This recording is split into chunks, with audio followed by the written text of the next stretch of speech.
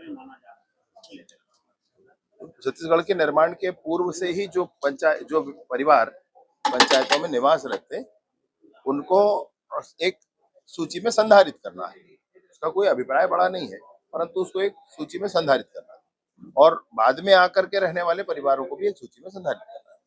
इससे ये मैंने हम लोग ये सोच रहे हैं, इससे फायदा होगा कि जो स्थानीय हमारे छत्तीसगढ़ के हैं, भारतवर्ष के हैं, वहां तक तो ठीक है, लेकिन अगर कोई बाहर का है तो उसको चिन्हांकन होना चाहिए, उसको स्थिति स्पष्ट होनी चाहिए।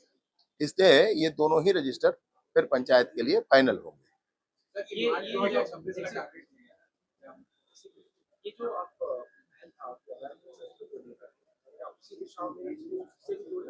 नहीं, उसी दिशा में ही है भाई, इसका कोई दूसरा कारण नहीं।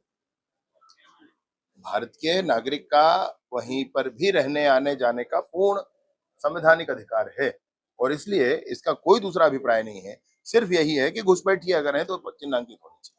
कर्मवीर पंचायत जनप्रतिनिधि पुरस्कार भी देने की एक योजना है आने वाले में। पंचायत राज के में जनप्रतिनिधियों के लिए उनके परफॉर्मेंस के बेसिस पर उनके इच्छा के अनुरूप कुछ काम स्वीकृत किए जाए। अब ये किस लिए हो, अगर जिला पंचायत के सदस्य जी का परफॉर्मेंस बहुत अच्छा आ रहा है तो वो बताए कैसे, वो उभर कर सामने कैसे आए, वो कैसे सबके लिए एक प्रतिमान बने। तो इसके लिए कोशिश कर रहे हैं कि उस जिला पंचायत सदस्यों को भी एक इनाम दिया जाए, संभाग स्तर पर मान लें। फिर जो जनपद के सदस्य होते हैं, तो जनपद के सदस्य भी बहुत काम करते हैं, तो जनपद के सदस्य जी जो हैं उनके कामों का भी चिन्हांकन किसी तरह से हो और उनको भी एक स्तर पर पुरस्कृत किया जाए। ऐसे ही जो ग्राम पंचायत के सरपंच हैं उनका भी चिन्हांकन होना चाहिए, उनके भी कामों का एक मैकेनाइज्ड सिस्टमैटिक वे कामों के अवलोकन मूल्यांकन के लिए बनना चाहिए।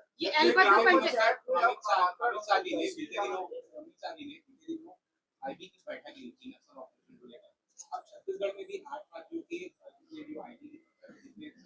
बैठक ली गई है। सर, क्या टेरर फंडिंग को लेकर अब ईडी और एनआईए साथ में काम करते हुए नजर आएगी? तो सारी एजेंसियां क्या मिलकर क्या टेरर फंडिंग की क्या एंट्री हो रही है टेरर फंडिंग को लेकर?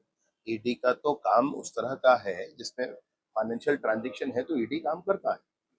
अब फाइनेंशियल ट्रांजैक्शन है, ये निकाल लेना विभिन्न एजेंसियों के माध्यम से हो सकता है, ये आईबी की भी सूचना हो सकती है, पुलिस एजेंसी है वो कर सकती है। इनमें जब ये दिखता है कि भाई इसको ईडी को दिए जाने योग्य तो दिया जाएगा, या किसी भी ऐसी संस्था को जो वित्तीय ट्रांजेक्शन्स को चिन्हांकित करके उस पर काम करती है उसको दिया जाएगा। और स्पेशली नक्सलिज्म के संदर्भ में, चाहे उनका अर्बन बेस हो या फाइनेंशियल बेस हो, लीगल बेस हो या रूरल बेस भी कहूँ मैं आपको, वो भी हो, सब पर काम कर रहे हैं।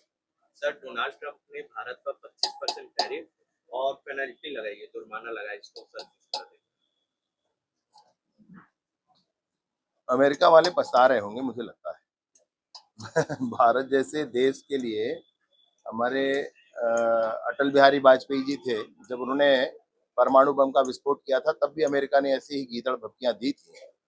उस समय भी भारत ने परवाह नहीं की थी। अभी माननीय नरेंद्र मोदी जी हैं, इन बातों से उनको ही घाटा होने वाला है, उनको बड़ा बाजार मिलता है भारत से, वो टिक नहीं पाएगी उनकी बातें।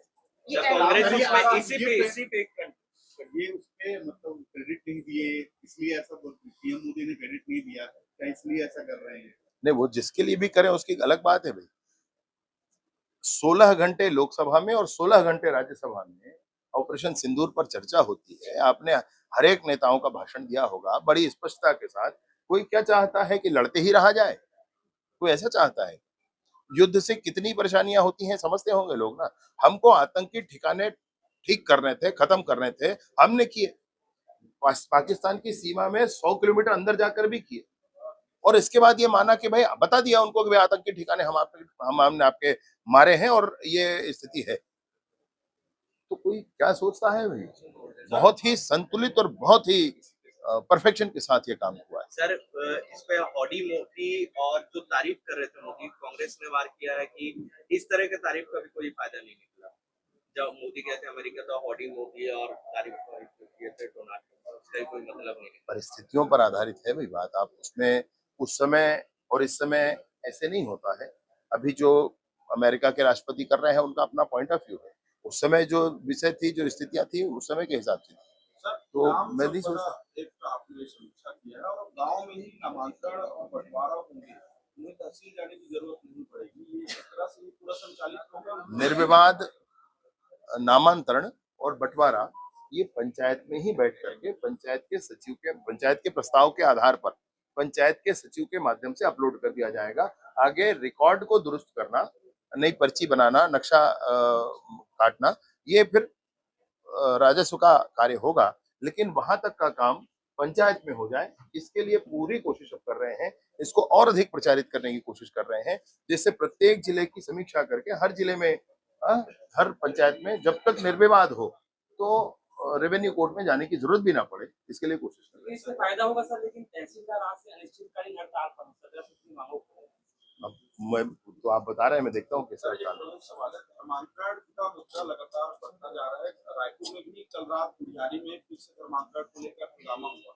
सर, सवाल ये है कि लगातार बजरंग दल के लोग जो है वहां पर घटना स्थल पर पहुंचते हैं, प्रार्थना कक्ष में।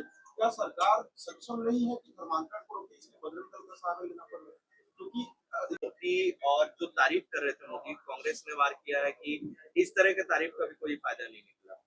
जब मोदी कहते हैं अमेरिका तो हॉडी मोदी और तारीफ किए थे डोनाल्ड ट्रंप, उसका कोई मतलब नहीं है। परिस्थितियों पर आधारित है भाई बात। आप उसमें उस समय और इस समय ऐसे नहीं होता है।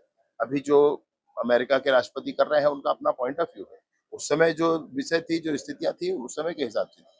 सर, तो ग्राम मैं नहीं सभा सोचता। एक आपने समीक्षा किया है और गांव में ही नामांकन और बंटवारा होंगे, उन्हें तहसील जाने की जरूरत नहीं पड़ेगी, ये इस तरह से पूरा संचालित होगा। निर्विवाद नामांतरण और बंटवारा ये पंचायत में ही बैठ करके पंचायत के प्रस्ताव के आधार पर पंचायत के सचिव के माध्यम से अपलोड कर दिया जाएगा।